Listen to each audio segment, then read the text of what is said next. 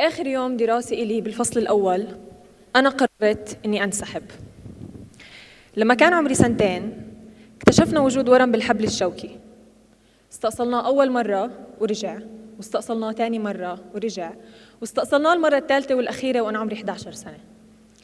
لكن للأسف صحة الإنسان لما بتنصاب بعلة ما بترجع مثل الأول، وكل هالأورام أخلفت عندي ما يسمى بالقدم العصبية. قدم عصبية يعني قدم فاقدة لأعصاب الإحساس فيها. ممكن إجري تنحرق وما أحسش، ممكن إجري تنجرح وتنزف وبرضه ما أحسش. وفعلا هذا اللي صار. بيوم من الأيام وأنا مروحة من المدرسة بالصف السادس، شلحت البوت لقيت إجري كلها دم وخفت، لكن ما كنتش فاهمة إني عم بعيش باللحظة اللي رح توصلني لأصعب قدر بحياتي بعد سنوات. لفيت إجري بالباندج بغرفتي بسنة 2011. فكيت الباندج على سرير العملية قبل بدقائق من عملية البتر لقدمي بسنة 2020. هدول ال9 سنوات هم أكثر بكثير من 9 سنوات، هم 30 عملية و30 أمل و30 رحلة علاج، و30 مرة حكيت لحالي ممكن هالعلاج ينجح وممكن بكرة يكون أحسن. تم تشخيصي بما يسمى بكالكينياس أوستومايلايتس، يعني التهاب في عظم الكعب، والجرح اللي شفته بأول يوم تحول لتقرح مزمن.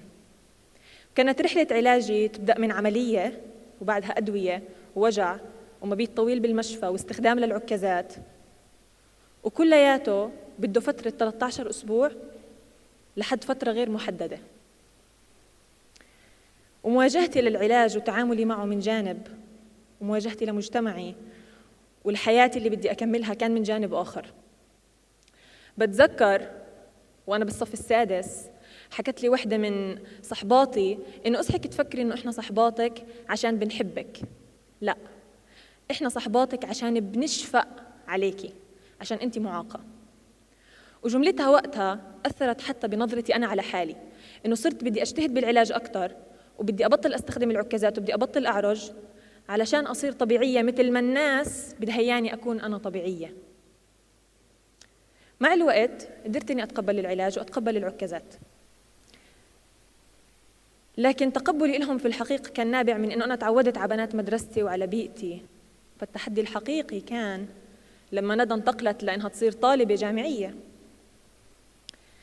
في أول فصل دراسي إلي جربت إني أعتزل العلاج، بدي أجرب بس أعيش. بعد 7 سنوات من الحياة المستمرة في المستشفيات وفي الأدوية بدي بس أعيش. وهذا الإشي كان ثمنه كبير. بآخر يوم بالفصل الدراسي الأول وأنا طالعة من بوابة الجامعة بحاول أرفع بإجري عشان أمشي خطوة واحدة أوصل البوابة، ما قدرتش. فميلت على مبنى إدارة الجامعة، قدمت طلب انسحاب، وروحت لأهلي على البيت حكيت لهم أنا ما رح أكمل تعليمي إلا لما أخلص علاج، لأنه أنا مش قادرة. وما بين ألم العلاج اللي بدأته مباشرة وما بين ألم الوحدة والفراغ والحياة اللي ما إلها معنى، وأخذتني هاي العزلة لأني أفكر بأنه أنا ندى مش وحيدة، وأنه الإنسان قيمته من قيمة الأشياء اللي فقدها بحياته مش الأشياء اللي امتلكها. لما بيفقد وبيعاني بفكر يغير، بيصنع هاي القيمة. فهون كانت مبادرة عون. مبادرة عون مبادرة تهدف لأنها تقدم مساعدة ودعم للأشخاص من ذوي الإعاقة في داخل حرم الجامعة. وعلى بداية سنة تانية العلاج كان نفسه، العكازات كانوا نفسهم، والوجع كان نفسه، لكن أنا ندى ما كنتش نفسي. أيقنت بأنه الإنسان إذا بده يضل يستنى ظرف معين بحياته إنه ينتهي علشان يقدر يحقق إشي بحياته فعمره ما حيحقق. ورح يجي عليه يوم يلاقي حاله صار كتلة من الأحلام المؤجلة، وإنه جميع الأوقات مناسبة متى ما أراد الإنسان. فرجعت سجلت بالجامعة واخترت إنه أنا لازم أكمل شو ما كانت الظروف. بنفس الوقت قدمت مبادرة عون على برنامج اسمه الYLP تابع للUNDP، وتم اختيارها لتمثل فلسطين إقليمياً على مستوى الوطن العربي، وكانت سنتي بالأردن.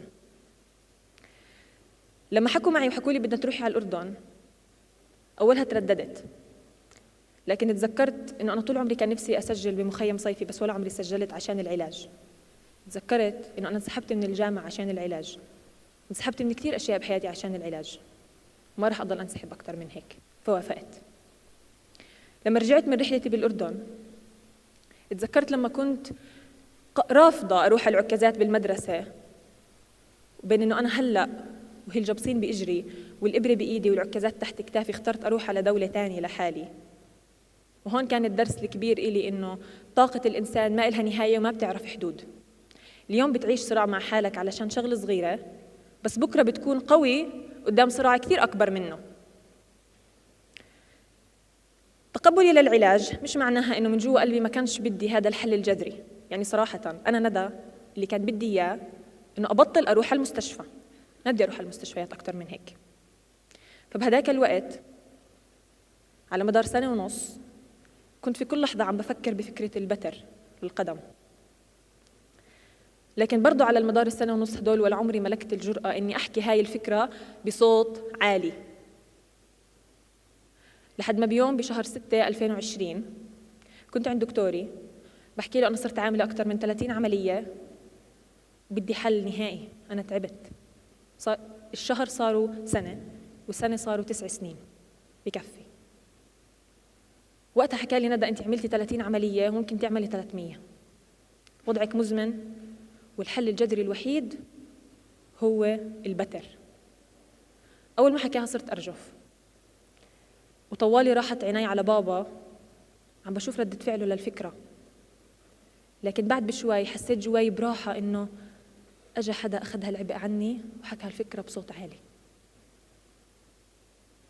وقبل ما أقرر إني أنا آخذ قرار كان لازم أحكي إنه الإنسان لما بده ينهي طريق بحياته لازم يكون حط كل الأمل والطاقة عشان هاي الطريق تنجح.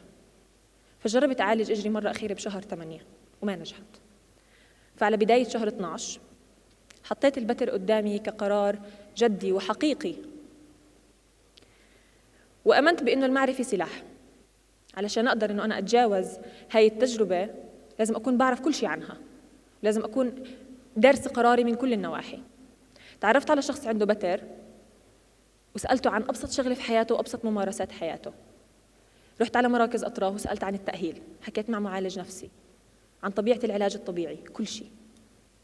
لحد ما أجت بليلة كنت عم بقرأ بكتاب فطلعت بوجهي دراسة بتحكي إنه في الضفدع من الحيوانات اللي بتأقلم درجة حرارة جسمها على درجة حرارة المكان.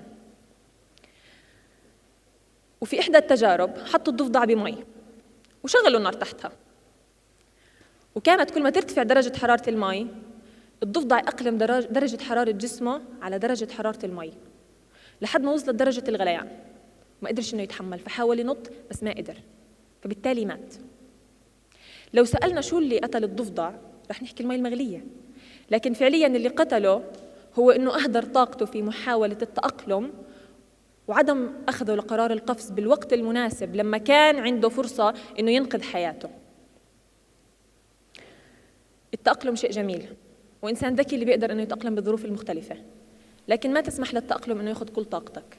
لازم تخبئ طاقة مرحلة القفز في حال فشل التأقلم، وجميعنا هون بنملك هذا الحق سواء بوظيفة أو بتخصص أو بمرض أو بعلاقة بحياتنا.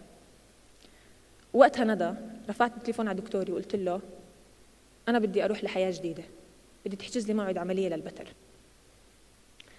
وما رح أدعي البطولة، ما بين تليفوني أنا على الدكتور وما بين اللحظة اللي الدكتور رن علي فيها وقال لي بكرة عمليتك كان أسبوع كتير صعب.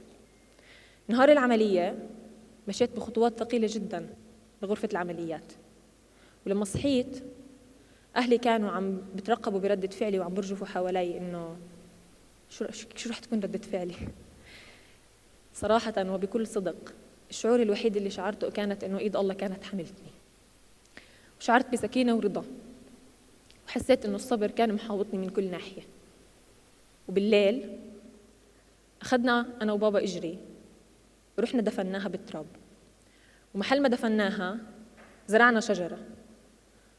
ووقتها بابا حكى لي بدي توعديني إنه هاي الشجرة كل ما رح تكبر أنت كمان رح تكبري وأنت كمان رح تكملي. واليوم أنا ندى إجري صح بالتراب، لكن البصيرة اللي زرعتها جواي رح أحملها معي طول عمري. وإذا بتسمحوا لي بكلمة أخيرة لأمي، في هاي اللحظة كنت عارفة إني رح أعيط.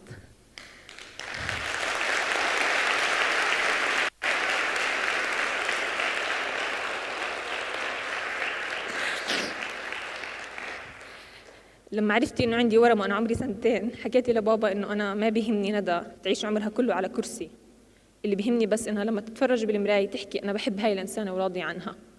وبفضل ربنا وبنتاج صبركم وإيمانكم وتضحيتكم طول هالسنين، اللي وصلت له اليوم أكتر بكتير من إنه أنا راضية عن حالي. فشكرا لكم، وشكرا لكل أهل بيعززوا قيمة أولادهم كيف ما كانوا وما بيهمهم